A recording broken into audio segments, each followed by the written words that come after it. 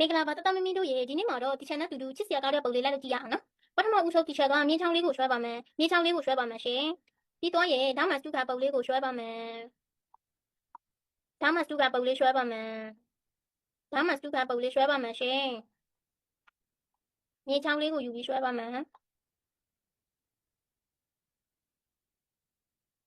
ပြီးတော့တာနဲ့ဒါမှစတူကပုံလေးကိုဆွဲပါမယ်ဒီဒါမှစတူကပုံကိုဒီ channel ကပုတ်ကွာမှာဖြစ်တဲ့အတွက်ဒီဟာလေးကိုဆက်လက်လေးမှတ်မယ်ကိုပီလေးကိုနှိမ့်မယ်ဖေကလေးကိုနှိမ့်မယ်ဒီလိုဆိုရတော့ပုံလေးကဘာဖြစ်သွားမှာလဲဆိုတော့ပွားပြီးထွက်လာလိမ့်မယ်ဒီလိုလေး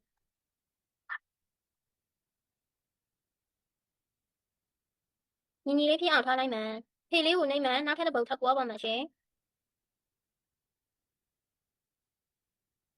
ဒီတုပ်ပုတ်ကိုဆက်လက်ပြန်မှတ်မယ်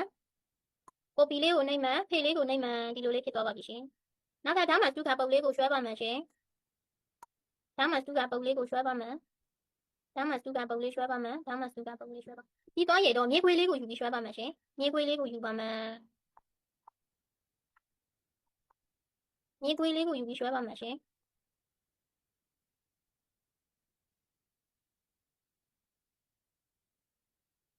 ပြီးတော့ရေဒီနေရာမှာမြေချောင်းလေးကိုယူပြီးဆွဲပါမယ်ပြီးတော့ရေ brush tool လေးကိုယူပြီးတော့ဆွဲပါမယ်ရှင်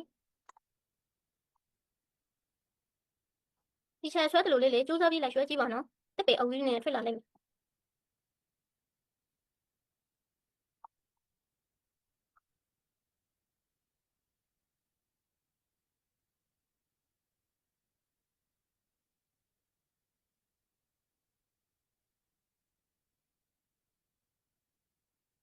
ပြီးတော့ဒီဆိုရတော့ဒီချက်လို့လိုချင်တဲ့ကာလာရောင်လေးတွေထည့်ပါမယ်ရှင်ဒီချက်ကပထမဦးဆုံးဒီချက်ကအနီရောင်လေးကိုတုပ်ပြီးထည့်လိုက်မယ်နောက်တစ်ခုကကျတော့အညိုရောင်လေးကိုတုပ်ပြီးထည့်လိုက်မယ်နောက်တစ်ခုကဒီချက်ကအမဲရောင်လေးကိုတုပ်ပြီးထည့်လိုက်ပါမယ်ရှင်ပိတ်ပေလေးကကျတော့ဒီချက်ကအစိမ်းရောင်လေးကိုတုပ်ပြီးထည့်လိုက်ပါမယ်ရှင်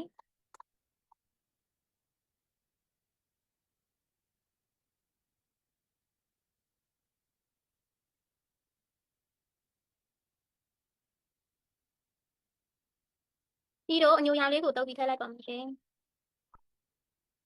ဒီလိုဆိုရင်ဒီချက်တို့လိုချင်တဲ့ဒေတာလောက်ပါတဲ့ပုံလေးရပါမယ်ရှင်ကျေးဇူးပါ